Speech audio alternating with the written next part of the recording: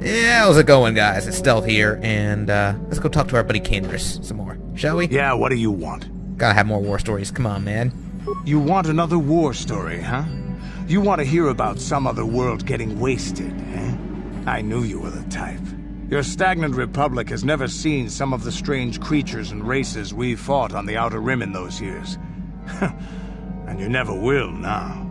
What are you talking about? If a world isn't strong enough to defend itself, it's basically forfeit.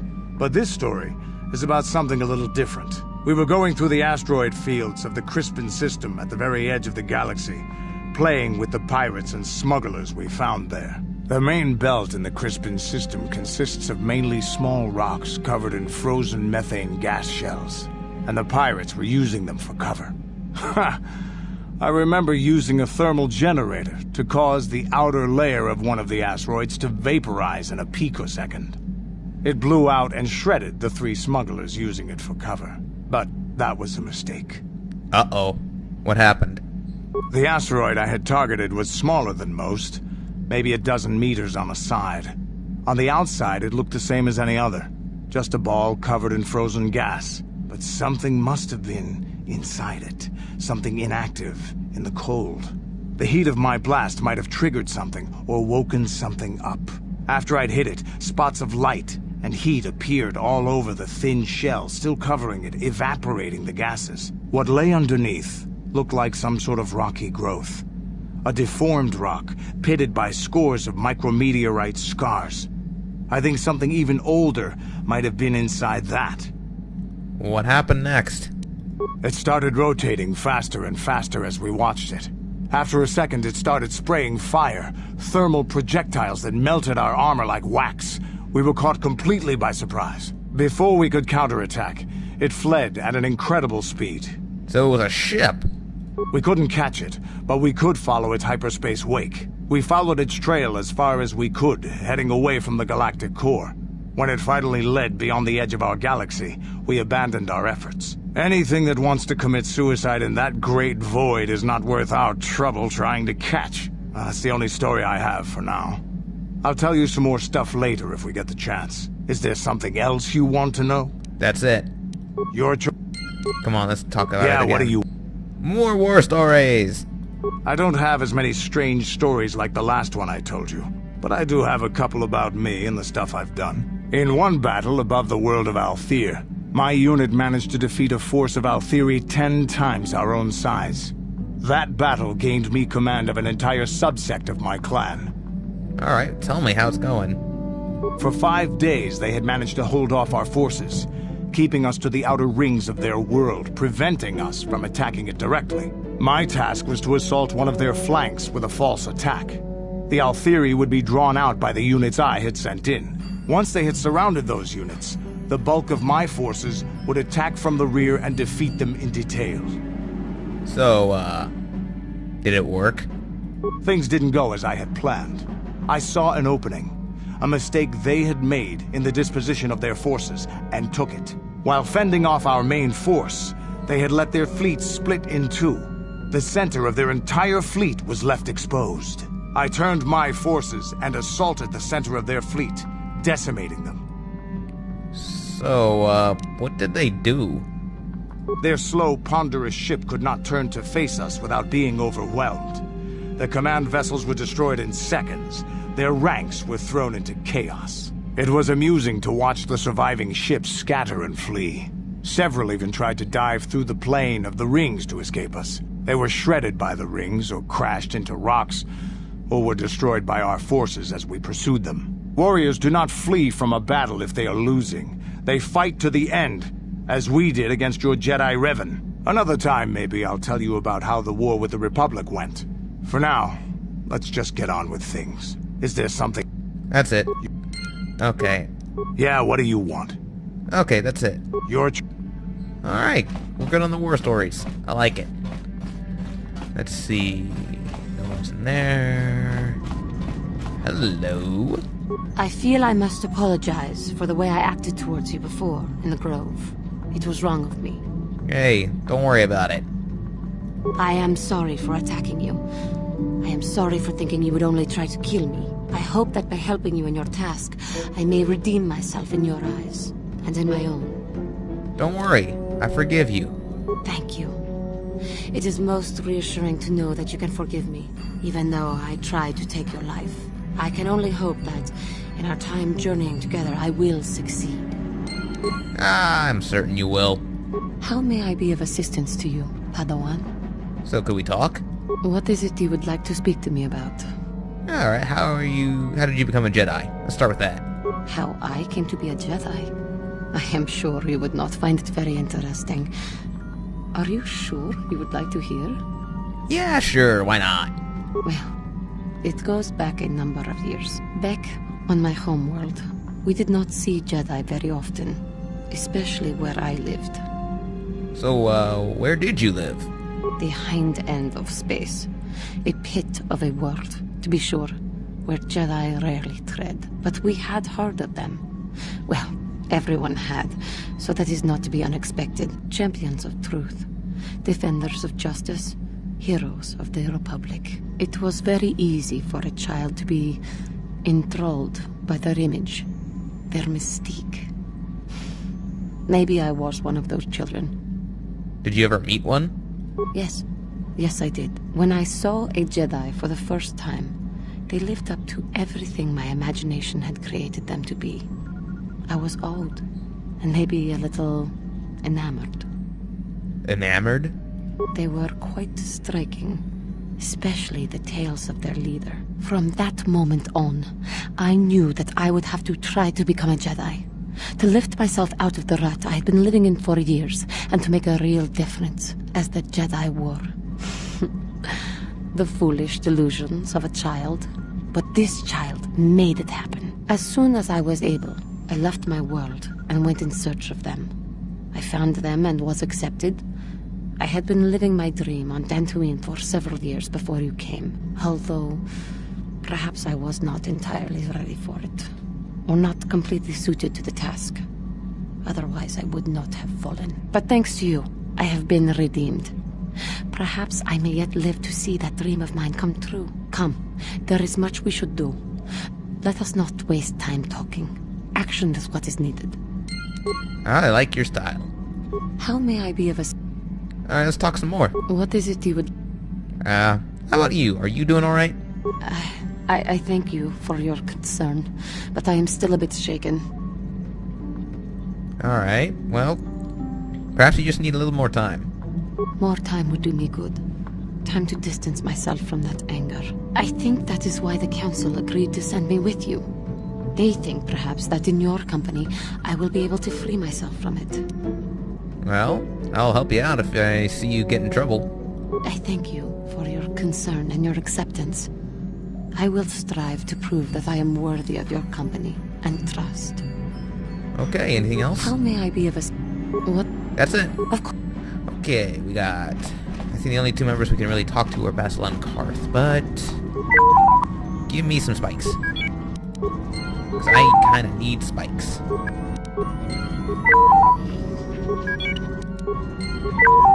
A little more? Alrighty. Keep it coming. I love you.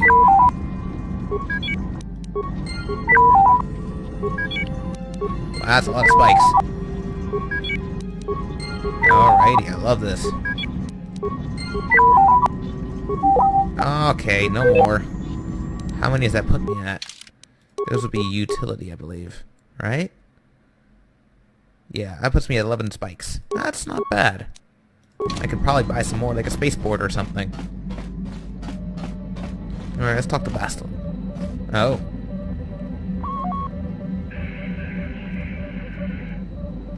Oh yeah, that's talking about the station. Okay. How can I help? You wanted to speak to me? I guess. I just came over and talked to you. Yes, I did. I wanted to speak to you about our mission and what lies ahead for us. It seems fate, or the Force, is driving us into a confrontation with the Dark Lord. You must prepare yourself for when we face Malak. The confrontation will be difficult for you. I remember how hard it was when I first faced Revan.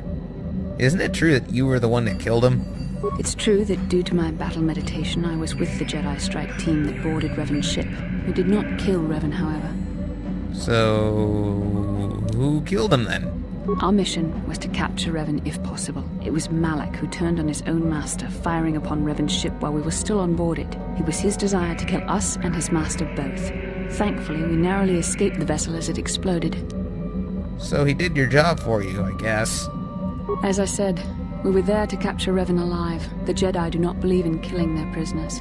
No one deserves execution, no matter what their crimes. Remember that Revan and Malak were once great Jedi, heroes in every sense of the word. They demonstrate the danger of the dark side to us all. I'm sorry, we really shouldn't speak of this anymore. The memory of my confrontation with Revan is painful.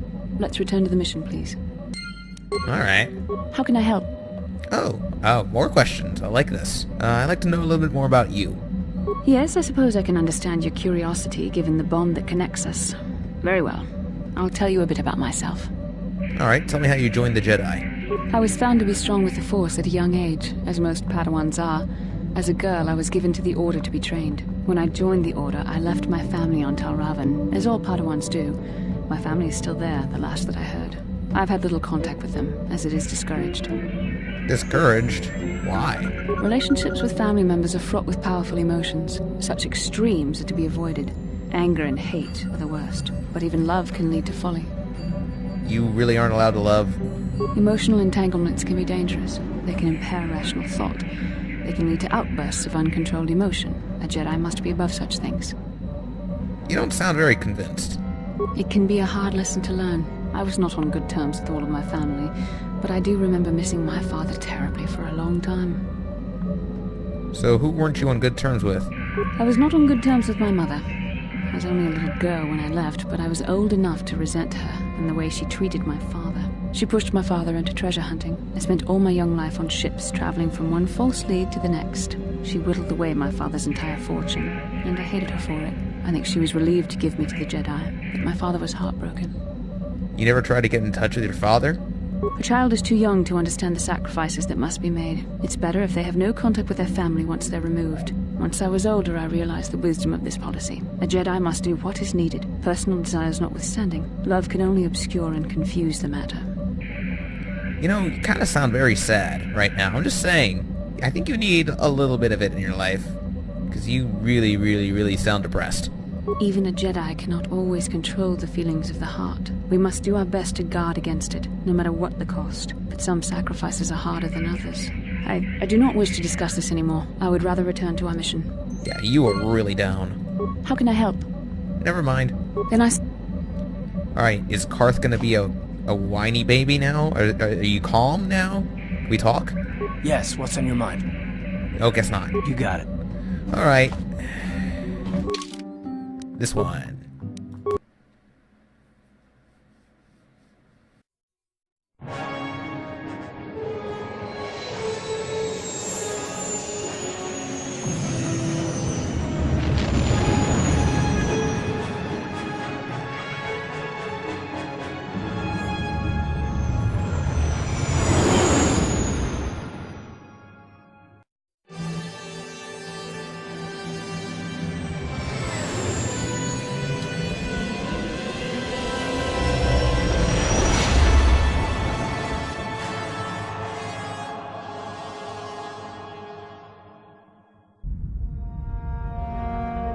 Oh, I forgot about this. Oh, yeah.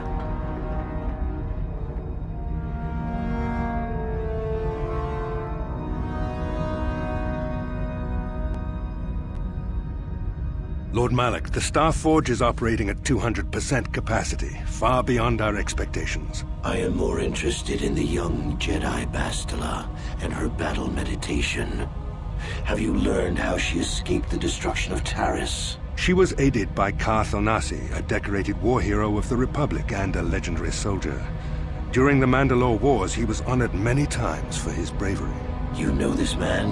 Yes, Lord Malak, he served under me when I still followed the Republic. You could say I was his mentor. Interesting. How did you acquire this information, Admiral? An eyewitness, Lord Malak. Dun dun dun! Calo Nord, a bounty hunter, was there when Bastila and Karth escaped the planet. Apparently, they left him for dead. A Jedi and a war hero. It's a wonder you survived the encounter. I am hard to kill, Lord Malak. Calo has agreed to help us capture the young Bastila for a very hefty fee, of course. But I assure you he is well worth the price. His reputation as a bounty hunter is well earned. Her companions are nothing to me, Calo.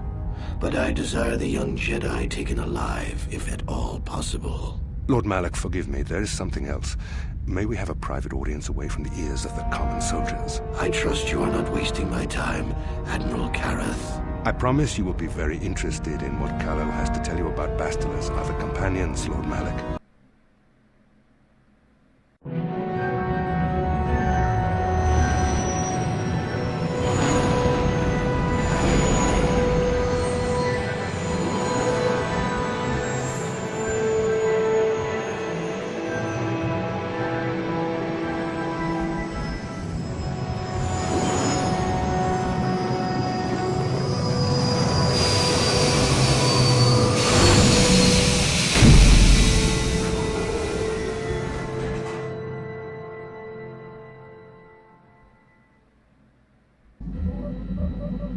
Alrighty, we are here at my favorite space station.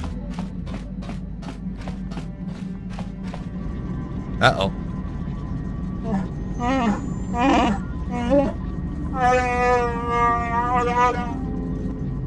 Well, not right. What do you mean?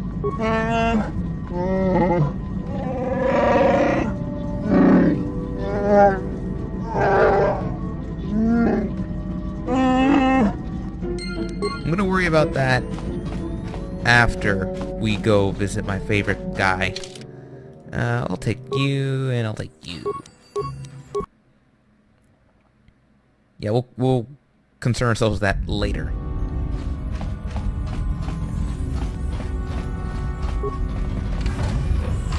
Open sesame. A lot of doors. And that's where we want to be. In there. Right there. Chua Penki, Yun Patisa, Kichuba Jikotka Naga, Kingumwa Mulira Dwana, Ki Mulira Kun King, Tong Hitwama Ag Inkotune. I am actually very new. Chua Penki, Yun Patisa, Kichuba Jikotka Naga, Kingumwa Mulira Dwana. I'm trying to save the galaxy from the Sith. Chiwi aita ka chong chicha. Agi inko tune chuna mulira. Tangi wama jikona. Tonki pa nonku nek abog. Jiska dosoki. Kopa bono nakachu. Labora na winki smack toma. Kuyami jusku chitanai. Tong hit wama agi inko tune. Portong hi wama ji agi inko tun. Tong Trandoshans and smugglers? What are you talking about? Tong hit wama aki inkotune. Portong hi wama ji aki inkotun. Tong pa no kun, no nek. Chiwi aita ka chong chicha. Ki mulira kun king. King ba no kun nik jachiska. Topa na oto vokasa. Chiwi aita ka chong chicha. Well, something that important. Hi. Alright, well, we're gonna talk with our very, very intriguing man and all of his fancy wares. Oh my goodness, I really like that view. Yeah, we'll talk to him in the next episode. And also check out what he's got for sale. I love this man. I love him a lot. Anyway, that's gonna be it for me, guys. Peace out.